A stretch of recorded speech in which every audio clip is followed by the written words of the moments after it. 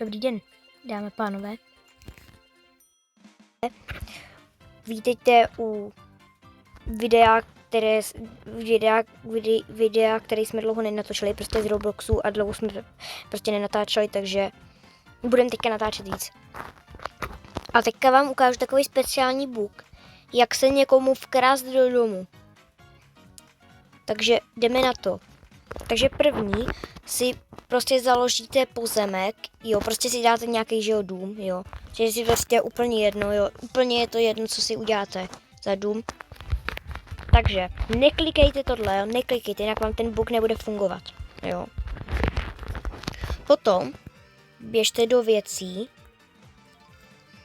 a vemte si basketbalový míč.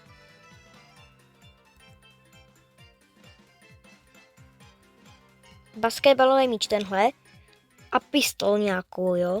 Asi já si beru teda tuhle, ale můžete si cítit jakoukoliv, ale když tak pro to, abyste věděli, že ten buk rozhodně bude fungovat, tak si vemte tuhle.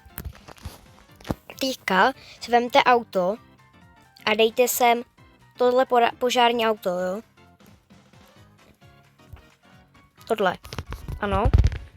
Teďka vlezete do kabiny toho požárního auta. Teďka dáte vytvořit pozemek a dáte si nějaký random dům, je to úplně jedno.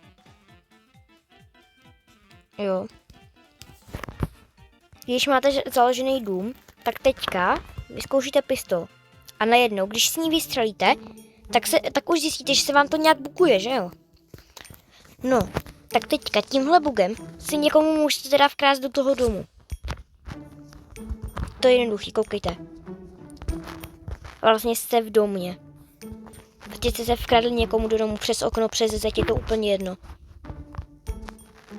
Jo, prostě se takhle můžete někomu vkrást domů, koukejte. A vidíte, prostě vás to teleportne, prostě vás to bugne. Je to dobrý bug. Pokud budete chtít vykrást nebo vyprankovat kamarády, tak si myslím, že je to na to dobrý. Takže to určitě vyzkoušejte. A další bug, co tenhle bug jakoby obsahuje, co tenhle bug obsahuje, tak když si vezmete míč, tak vás to teleportne na lobby. Buď to vás to teleportne na lobby, anebo vás to teleportne k vašemu domu. Když se vám to dá na lobby, tak prostě jo.